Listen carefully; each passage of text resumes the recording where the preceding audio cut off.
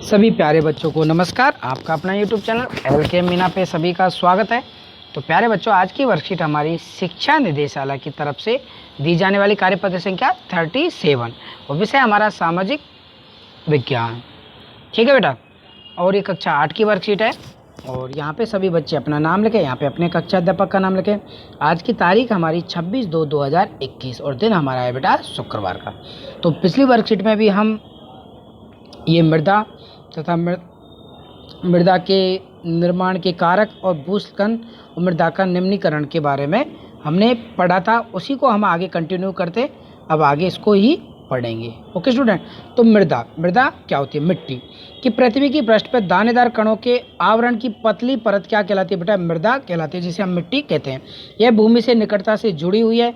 स्थल रूप मृदा के प्रकार का निर्धारित करते हैं। मृदा का निर्माण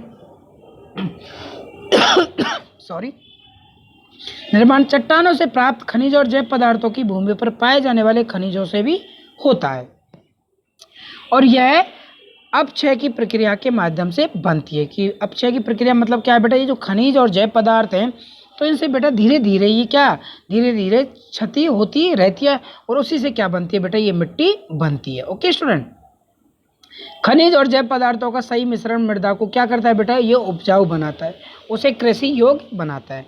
तो क्या आप जानते हैं कि केवल 1 सेंटीमीटर मृदा को बनने में सैकड़ों वर्ष लग जाते हैं?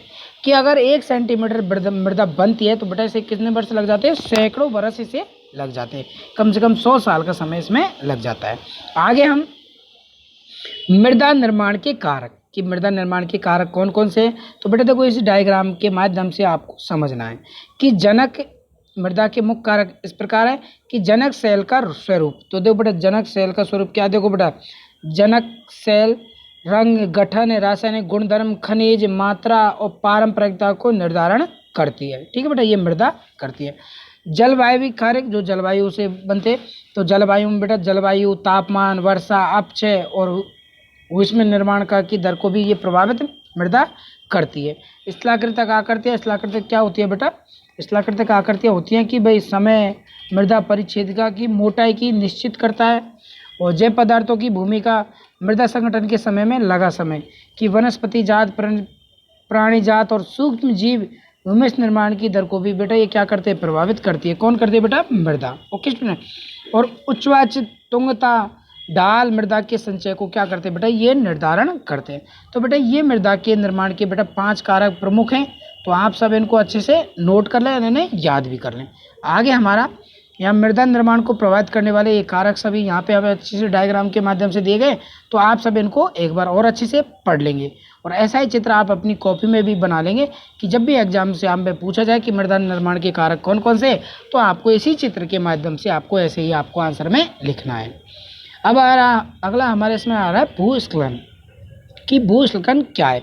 भूस्खलन को सामान्य रूप से सेल, मलबा या ढाल से गिरने वाली मिट्टी के वृत्त संचलन के रूप में परिभाषित किया जाता है। कि मलबा या ढाल से गिरने वाली जो भी एक सारे इकट्ठा मलबा होता है तो उसी को क्या बेटा? भूस्खलन कहते हैं। तो आपने देखा होगा, जैसे यहाँ पे ये चित्र दिखाया गया है, देखो बेटा ये बिल्कुल समान धरती है, तो जैसे भाई कहीं मिट्टी धंस जाना, तो मिट्टी का गिरना, मिट्टी का फैलना, तो अभी आपने उत्तराखंड में देखा कि कैसे भूस्खलन हुआ था।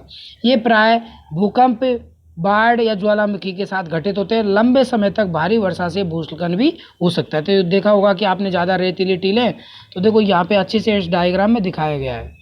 ओके बेटा, कि कैसे भूस्खलन। बेटा देखो ये समतल धरती है बिल्कुल, अगर लगातार वर्षा हो रही है, बाढ़ हो रही है, तो क्या जमीन है, जो भूमि है वो अपनी जगह से खिसक जाएगी। तो बेटा यही जो प्राकृतिक आपदा है ये भूस्खलन है।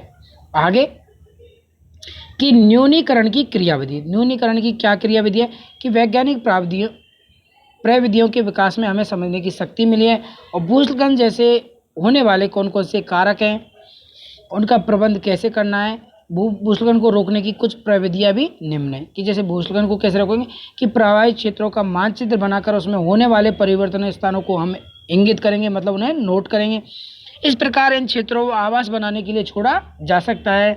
भूमि को खिसकने से बचाने के लिए प्रतिधारी दीवार का निर्माण करेंगे और भूस्खलन को रोकने का सबसे प्रभावी तरीका वनस्पति आवरण में वृद्धि है और सतह अपवाह, झरना भूस्खलन की गतिशीलता को नियंत्रित करने के लिए पृष्ठीय अपवाह नियंत्रण उपाय कार्यान्वित करते हैं। कि देखो सतह अपवाही झरना प्रवाहों के साथ साथ भूस्खलन की गतिशीलता को नियंत्रित करने के लिए पृष्ठीय अपवाह नियंत्रण उपाय कार्यान्वित हम कर सकते हैं।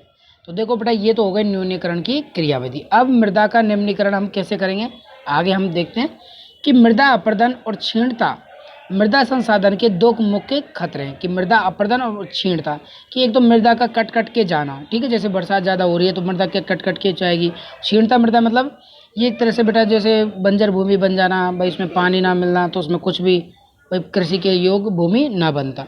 तो मानवीय और प्राकृतिक दोनों ही कारकों से मृदा का निम्नीकरण हो सकता है। मृदा की निम्नीकरण में सहायक है बेटा ज़्यादा से देखो कभी कभी हम ज़्यादा भाई पेड़ पौधों की कटाई कर देंगे तो मिट्टी का कटाव हम कैसे रोकेंगे, मृदा की क्या क्षीणता भी उससे ज़्यादा होगी। अतिचारण कभी कभी बेटा हम आवश्यकता से अधिक पशुओं को जो चारण करवाते हैं उन्हें खिलाते हैं घास फूसों को तो वो भी एक कारक बनता है। और रासायनिक उर्वरकों का और कीटनाशकों का अत्यधिक उपयोग कि जैसे हम क्या करते हैं भाई अधिक आवश्यकता से अधिक रासायनिक उर्वरकों का हम जब खेती बाड़ी में प्रयोग करते हैं तो ये भी मृदा की क्या क्षीणता को कम करते हैं। वर्षा दोहन और भूस्खलन बाढ़ तो इन्हीं सभी से क्या होता है बेटा मृदा का निम्नीकरण होता है, मतलब मृदा में घटाव आता है तो उसकी भूमिका बेटा बिल्कुल नाम मात्र की रह जाती है। तो ये सारे प्रमुख कारक हैं।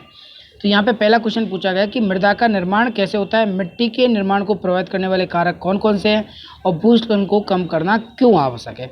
तो बेटा चलिए करते हैं इनका आंसर। ओके स्टूडेंट, तो बेटा पहले क्वेश्चन के आंसर में हम करेंगे कि मृदा का निर्माण कैसे होता है। कि मृदा की निर्माण की प्रक्रिया सर्वप्रथम अपक्षय की प्रक्रिया से शुरू होती है। अपक्षय या अपरदन कारकों के चट्टानों में इनका विघटन होता है और जैविक पदार्थों के मिलने से मिट्टी और अधिक क्या हो जाती है बेटा उपजाऊ हो जाती है। तो इस प्रकार मृदा का निर्माण होता है। ये हमारे पहले क्वेश्चन का आंसर। अब हमारा नेक्स्ट क्वेश्चन है कि मृदा निर्माण को प्रभावित करने वाले कारक कौन कौन से। तो हमने वर्कशीट में भी अच्छे से पढ़ा, यहाँ भी देखें कि जनक सेल का स्वरूप पहला कारण, दूसरा जलवायु, तीसरा स्थलाकृतिक, चौथा जैव पदार्थ और पांचवा बेटा समय। ओके स्टूडेंट, तो इस तरह आप इनकी प्रमुख 5 कारक ये लिखेंगे।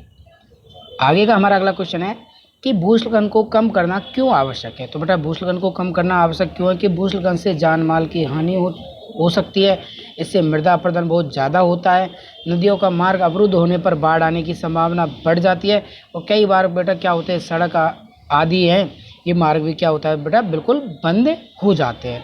तो इसलिए इसको कम करना बहुत ही ज़्यादा आवश्यक है। अधिक से अधिक हम पेड़ लगाएं, वनों को बिल्कुल भी ना काटें और अतिचारण जैसी हैं तो हमें अतिचारण से भी बचाव करना चाहिए। ओके बेटा, तो इस प्रकार आपकी वर्कशीट कंप्लीट होती है। सभी प्यारे बच्चे इसकी वर्कशीट के क्वेश्चनों को अपनी कॉपी में नोट करें और बेटा ये वर्कशीट भी बहुत महत्वपूर्ण है तो आप इसमें जो जो भी पॉइंट आए तो उनको भी आप कॉपी में नोट कर लेंगे। ओके बेटा, तो वीडियो को लाइक और चैनल को सब्सक्राइब करना ना भूलें।